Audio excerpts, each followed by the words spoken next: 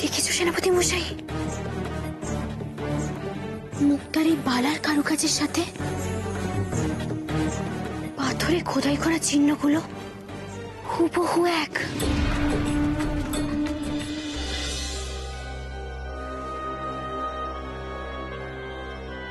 কি করতে চাইছে এরা আমাদের নিয়ে কিছু তো বুঝতে পারছি না।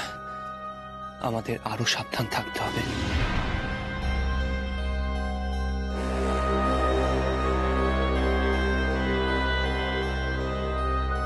ও ভিনদেশি মেয়ে, একবার শাকিনী মাকে ছুঁয়ে পেন নাম করো দেখি।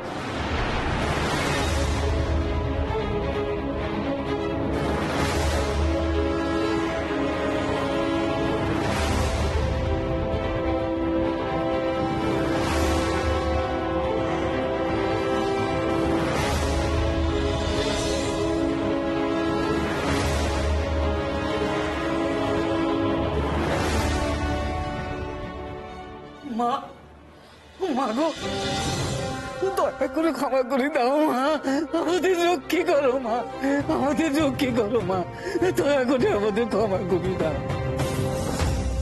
ওরে ওরে, তো দাঁড়িয়ে আছিস কেন? দাঁড়িয়ে রয়েছিস কেন? দেশিদের বসার ব্যবস্থা কর, ফলমূল মিষ্টি মন্ডা মিঠাই নিয়ে আয়। যা যা যা যা যা যা যা।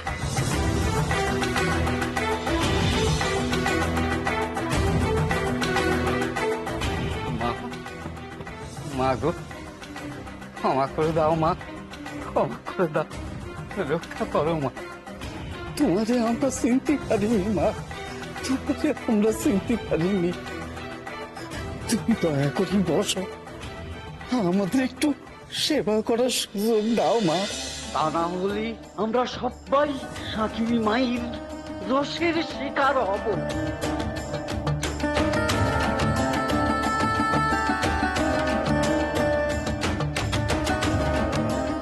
বাবা, তুমিও বসো বাবা, তুমিও বসো।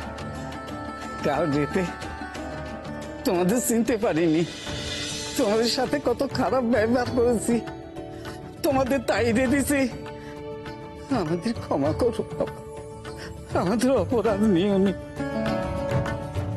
বসো এখানে, বসো দয়া করে, বসো এখানে। না হলে শাকিনী মা আমাদের কাউরি বাঁচতে দেবে না।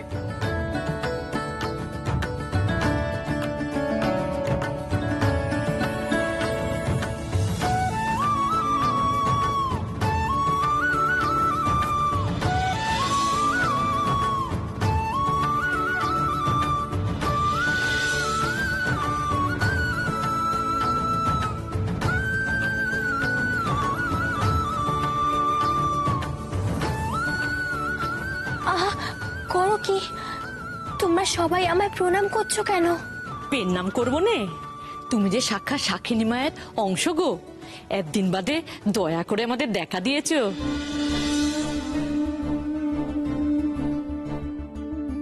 তোমার হাতির বালার নকশা দেখি আমরা তোমার চিনতে পেরেছি। মা শাকিনীর আশীর্বাদ রয়েছে তোমাদের সাথে। কি করে বুঝলে যে শাকিনী মায়ের আশীর্বাদ আছে আমাদের উপর? শুধু আমি হাতেই বালাটা পরে আছি বলে? এই বালা যে সে বালা নয় মা, ওই বালায় শাকিনী মায়ের চিহ্ন রয়েছে। শাকিনী মা রুষ্ট হলে আমাদের সমুদ্রী মাছির আকাল হয়, সমুদ্র রুষ্ট হয়, আর প্রলয় আসে, জলের তরি ভেসে যায় আমাদের ঘর দোর জাল ডিঙি সব। বহুকাল আগে আমাদের এক সর্দার স্বপ্নে মায়ের আদেশ পেয়েছিল অমাবস্যা রাত্রি জোয়ারি জলে ভেসে আসা এই পাথর সে কুইরে নিয়ে এসেছিল।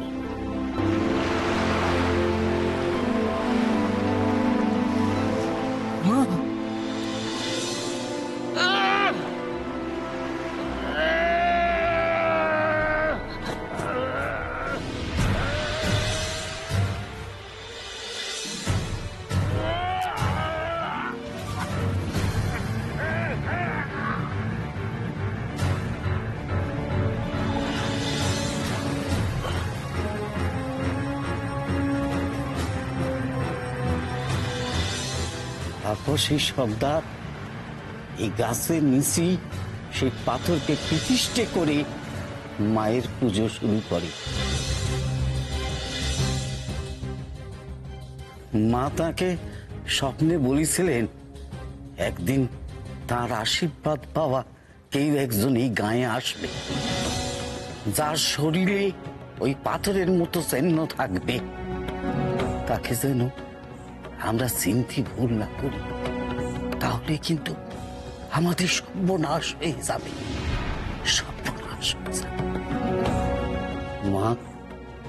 মা গো, তোমার হাতি ওই শাঁখার বালার নকশা দেখি আমাদের আর বুঝতে বাকি নেই যে শাকিনী মা তোমাকে পাঠিয়েছে, তুমি সেই মানুষ।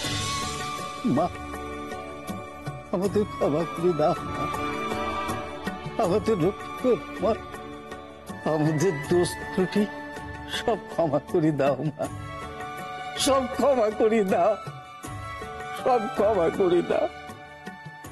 দেখে মনে হচ্ছে এরা শাকিনী মাকে ভীষণ ভয় করে। কে এই শাকিনী মা? ভগবান না অন্য কিছু? কিন্তু এই পালাটা তো আসলে মুক্তার।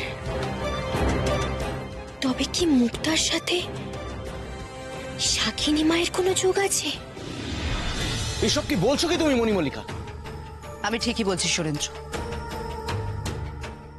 এছাড়া আমার হাতে আর অন্য কোনো উপায় নেই। অসম্ভব, অসম্ভব! মায়ের চোখে ধুলো দেওয়ার জন্য তুমি আমাকে এভাবে হেনস্থা করার কথা ভাবলে কি করে? কারণ একমাত্র এই উপায় মায়াকে কবজা করা যাবে। মায়াকে দিয়ে আমি যা খুশি তাই করতে পারবো সুরেন্দ্র। তো মণিমল্লিকা, মায়াকে মিথ্যা কথা বলার কি খুব প্রয়োজন আছে? না না না, এসব কাজ আমি করতে পারবো না, আমাকে ক্ষমা করো। এই দুদিনে দেখছি রানী মায়ার জন্য তোমার দরদ একেবারে উথলে উঠেছে। ঠিক আছে, আগে আমার কাজটা হাসিল হোক, তারপর দেখছি ওই মায়া রানীর কি ব্যবস্থা করা যায়।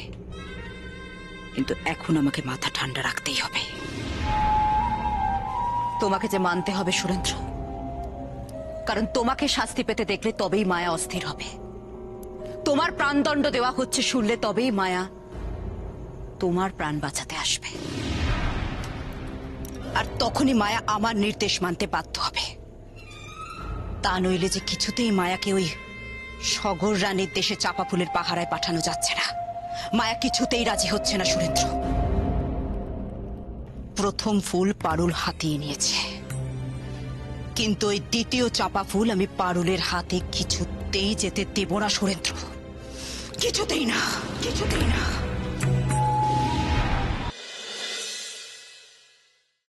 সর্দারকে সাগর রানীর দেশের কথা আরেকবার জিজ্ঞেস করতে হবে। পারো, কাল তো কিছুই বলতে চাইল না, আজ আর নিশ্চয়ই অমত করবে না।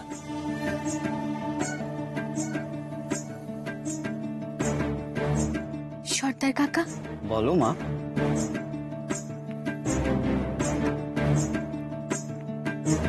আমরা সাগর রানীর দেশ সম্পর্কে জানতে চাই। তুমি যা জানো বলো, ভয় করো না। সাগর রানীর দেশের কথা জানতে হলে তোমাদের সেই তেমাতা বুড়োর কাছে যেতেই হবে। তেমাথা বুড়ো? সে আবার কে? তেমাতা বুড়ো হলো এই গাঁয়ের সব থেকে বুড়ো মানুষ। দুটো হাঁটুর মধ্যেই এই মাথাটা গুঁজি সর্বক্ষণ বসে রয়েছে, আর মাথাটা ঠক ঠক ঠক ঠক করে নড়তিছে। দুটো হাঁটুর মধ্যে মাথাটা এমন ভাবে গুঁজি রেখেছে যে দূর থেকে দেখলে মনে হবে 3 মাথাওয়ালা একটা মানুষ বসে রয়েছে। তাই তাকে সকলে তে মাথা বুড়ো বলে।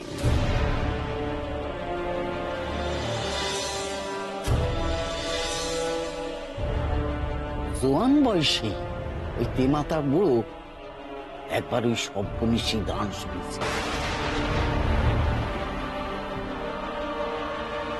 গোপালদ্বীপ পর্যন্ত নাকি দেখতে পেয়েছে, কিন্তু ওই গান শুনলেই গোপালদ্বীপ দেখলেই কেউ বাঁচে না।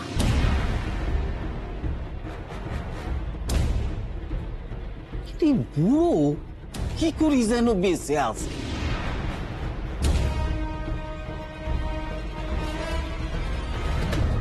আমরা এক্ষুনি একবার তার সঙ্গে দেখা করতে চাই, নিয়ে যাবে আমাদের?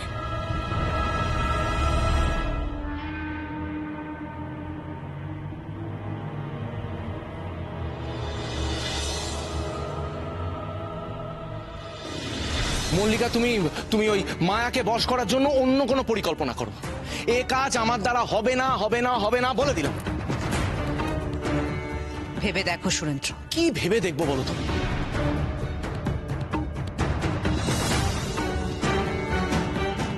আমার ভালোতে তোমার ভালো না, তোমার ভালোতে আমার কোনো ভালোই হবে না। তোমার এই পরিকল্পনায় আমার কিচ্ছু ভালো হবে না। ভাবো তো একবার, সূর্যনগরের মানুষ যখন জানতে পারবে একবার যে তাদের রাজা কারাবন্দী হয়ে বসে আছে, তাদের রাজার প্রাণদণ্ড হচ্ছে, একবার ভাবো তারা আর আমাকে জন্মে সম্মান করবে? করবে না। না না না না না না, তোমাকে অন্য কোনো পরিকল্পনা ভাবতে হবে। এ কাজে আমি রাজি হতে পারছি না। দয়া করো আমার উপরে, দয়া করো। আমি চললাম।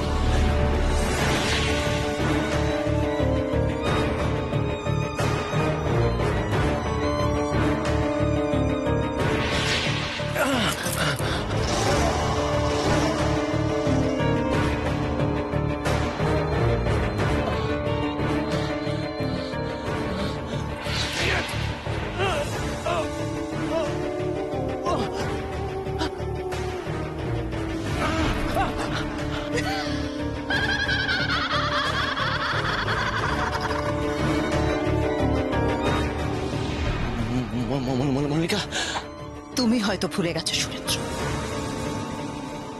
তুমি আর এখন সূর্যনগরের রাজা। সূর্যনগরের রাজা নও।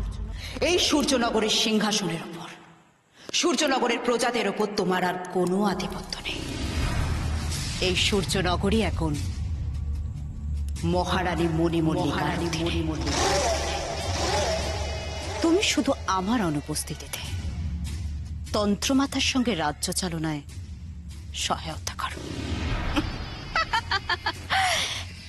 তাই তুমি বন্দী হলে প্রজাদের খুব একটা অসুবিধা হবে না সুরেন্দ্র। মণিমল্লিকা, তুমি তুমি এসব কথা বলছো? আমি বলছি সুরেন্দ্র, বলতে বাধ্য হচ্ছি।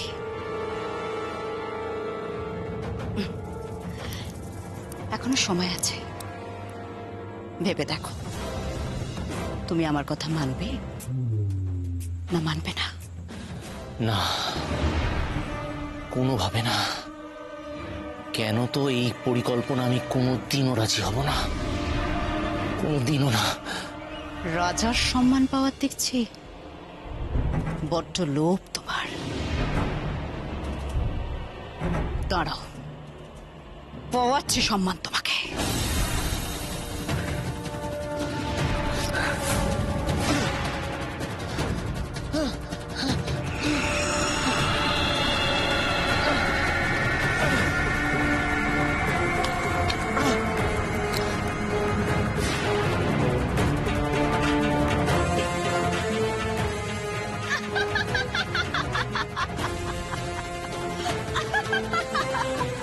না মনিকা, তুমি এ পারো না। আমাকে তুমি বন্দি করতে পারো না, কখনো না। খবরদার, নাম ধরে নয়, মহারানী বলে সম্বোধন করব। আমার সঙ্গে এইভাবে কথা বলার স্পর্ধা তুমি আর দ্বিতীয়বার দেখিও না, নইলে তোমাকেও আমি ওই বাকি বন্দীদের মতো অন্ধকার কারাগারে নিক্ষেপ করতে বাধ্য হব।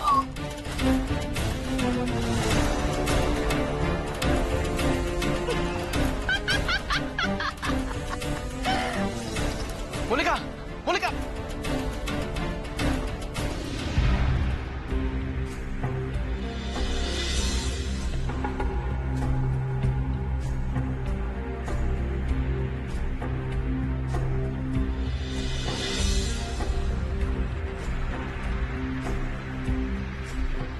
বুড়ো, ও বুড়ো, মানুষ হয়েছে, কথা বলতি,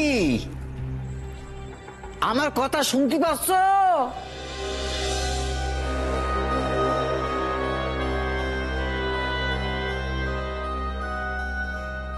সেই সাগরের গান শুনি ফিরে এসে জন বসে, তারপর থেকে কানে খাটো, কম শোনে, কিন্তু দৃষ্টিশক্তি খুব প্রখর।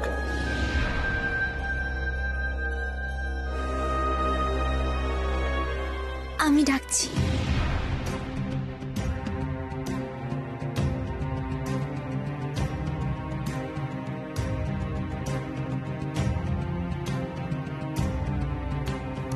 বুড়ো ঠাকুরদা, ও বুড়ো ঠাকুরদা। কে?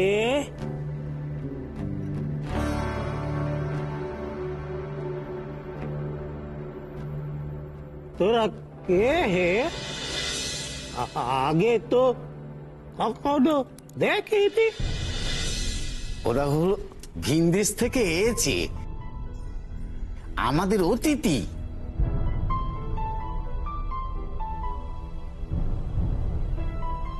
তিথি? ওসব তিথি ফিতি বলতে পারবো নি বাবু, বার মনে রাখতে পারি রে। আর তিথি, এবার তোমরা বিদেয় হও। তিথি নয় বুড়ো, অতিথি। হ্যাঁ? অতিথি। ও অতিথি? তা আমি কি করব শুনি? বুড়ো ঠাকুরদা, আমরা তোমার কাছে প্রবাল দ্বীপের কথা জানতে এসেছি, আর ওই সর্বনাশা গানের কথা। তুমি ছাড়া যে এসব কথা এই দুনিয়ার আর কারোর জানা নেই। না, মানা নেই, কারু মানা নেই। কে মানা করবে? তোমরা দেখে খুশি যাও। মোরল সর্দার তো আছে তোমাদের সঙ্গে। যাও মোরল, ওদের গাঁ দেখিয়ে দাও। দেখলে তো নিজের চোখে এই বুড়োকে কথা বোঝানো কি অসম্ভব। তাহলে আমরা এখন সাগর রানী দেশের কথা কার কাছে জানবো? কে বলে দেবে সেই পথের হদিশ? একটা উপায় আছে, তোমার ওই হাতির পালাটা বুড়োকে দেখাও দেখি। ওই চিহ্নগুলো দেখে যদি কোনো কাজ হয়।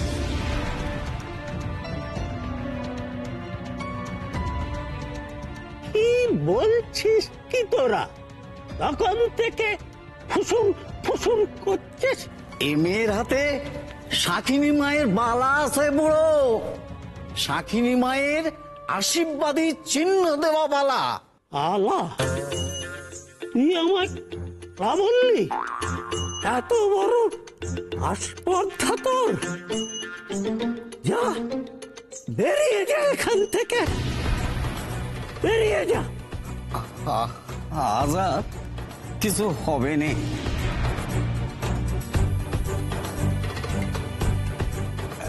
এখন আমাদের চলে যাওয়াই ভালো। কাল সকালে এসে আরেকটা চেষ্টা করা যাবে।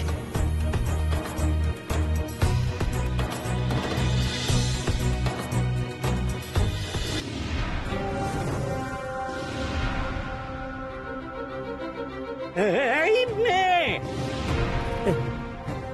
এদিকে শোন। এই বালা তুই কোথায় পেলি?